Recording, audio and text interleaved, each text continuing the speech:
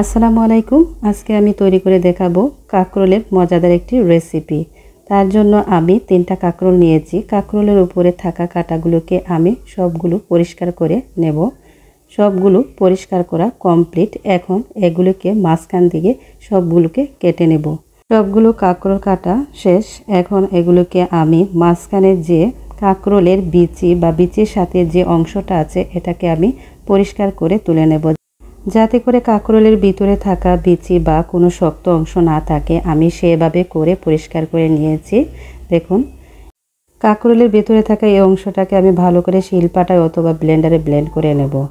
এখন এগুলোকে একটু হলুদ আর লবণ দিয়ে ভালো করে মিক্স করে নেব, যাতে করে সবগুলো কাঁকরোলের ভিতরে হলুদ লবণ ঢুকে। আমি একটা পাতিলে দিয়ে দিয়েছি অল্প একটু তেল। চুলার আঁচটাকে একটু মিডিয়াম করে নিয়েছি। তারপরে সবগুলো কাঁকরোল দিয়ে দিয়েছি। দিয়ে এগুলোকে একটু উল্টিয়ে পাল্টিয়ে দেব। তারপরে এগুলোকে সিদ্ধ হওয়ার জন্য আমি ঢেকে দেব কিছুক্ষণের জন্য। 5 মিনিট পর ঢাকনা সরিয়ে এগুলোকে আবার উল্টিয়ে দেব। এগুলো আরও কিছুক্ষণ এগুলোকে ফ্রাই করার জন্য আবার ঢেকে দেব। তারপরে আবার উল্টিয়ে দেব। এগুলো একদম প্রায় ফ্রাই হয়ে গেছে। এখন এগুলোকে তুলে নেব। একই কড়াইয়ে আমি দিয়ে দেব পেঁয়াজ কুচি আর পেস্ট করে রাখা কাঁকরোলের বিচিগুলো। তারপরে দিয়ে দেব রসুন আর জিরা পেস্ট পরিমাণ মতো, দিয়ে দেব আদা, দিয়ে এটাকে ভালো করে মিক্স করে নেব কিছুক্ষণ। ভালো করে মিক্স করা কমপ্লিট। এখন দিয়ে দেব লবণ, হলুদ, মরিচ, দিয়ে আরও কিছুক্ষণ এগুলোকে মিক্স করে নেব। মিক্স করে হয়ে গেলে দিয়ে দেব অল্প একটু সাদা তেল আর একটা ডিম, দিয়ে ভালো করে এই পেস্টের সাথে মিক্স করে একটা পুর তৈরি করে নেব। পুরটা কমপ্লিট। এখন দিয়ে দেব একটু ভাজা জিরা। এখন এটাকে আমি নামিয়ে নেব। বেজে রাখা কাঁকরোলগুলোর মধ্যে দিয়ে দেব কাঁকরোলের বিচি আর ডিম ভাজা দিয়ে তৈরি করা পুরটা। সবগুলোর মধ্যে এভাবে একটা চামচ দিয়ে চেপে চেপে দিয়ে দিব। সবগুলো কমপ্লিট। এখন এগুলোকে একটা প্লেটে সাজিয়ে রাখবো। তারপরে অন্যদিকে একটা বাটিতে আমি নিয়ে নিয়েছি কিছুটা ময়দা আর একটু লবণ, একটু হলুদ আর একটু মরিচ স্বাদ মতো। এখন একটা ব্যাটার তৈরি করে নেব অল্প একটু পানি দিয়ে।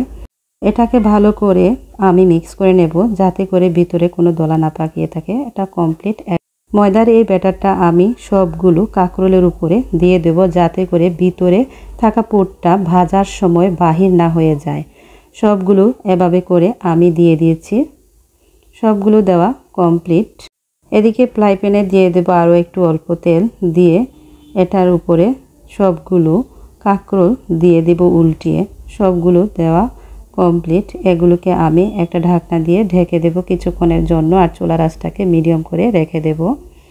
কিছুক্ষণ পর এটাকে আমি উল্টিয়ে দিচ্ছি। সবগুলোকে একটু সাবধানে উল্টিয়ে দিতে হবে, না হলে এগুলো ছুটে যাবে। সবগুলো ভাজা হয়ে গেছে। এখন এগুলোকে নামিয়ে নেব। একই কড়াই দিয়ে দিব তেজপাতা, দারুচিনি আর 1 কাপের মতন পেঁয়াজ, দিয়ে এটাকে কিছুক্ষণ ভেজে নেব। তারপরে দিয়ে দেব পরিমাণ মতো আদা বাটা, রসুন বাটা, জিরা বাটা, দিয়ে আরও কিছুক্ষণ ভাজবো। তারপরে দিয়ে দেব এখানে স্বাদ মতো লবণ, হলুদ, মরিচ, দিয়ে একটু পানি দিয়ে এটাকে কষিয়ে নেব, তা না হলে মশলাটা পুড়ে যাওয়ার সম্ভাবনা আছে। ভালো করে কষানোর জন্য এটাকে আমি কিছুক্ষণ ঢেকে দেব। মশলাটা কষানো কমপ্লিট। এখন একটু পানি দিয়ে দেব। পানি দিয়ে ভালো করে এটাকে আরও কিছুক্ষণ কষাবো। তারপরে দিয়ে দেব কাঁকরোলগুলোকে সবগুলো, দিয়ে আরও কিছুক্ষণ নেড়ে তারপরে এটাকে ঢেকে দেব। কিছুক্ষণ পর ঢাকনা তুলে দিয়ে দেব একটা বোম্বাই মরিচ, আর সবগুলোকে উল্টিয়ে দেব, যাতে করে ভিতরে মশলা ঢুকে। আর একটু স্বাদের জন্য দিয়ে দেব পাঁচফোড়ন গুঁড়া, দিয়ে এটাকে আমি ঢেকে দেব 5 মিনিটের জন্য। 5 মিনিট পর এটা একদম কমপ্লিট। এখন একটা সার্ভিং ডিশে পরিবেশন করব। এই রেসিপিটি যদি ভালো লেগে থাকে অবশ্যই কমেন্ট করে জানাবেন কে কোথায় থেকে দেখছেন।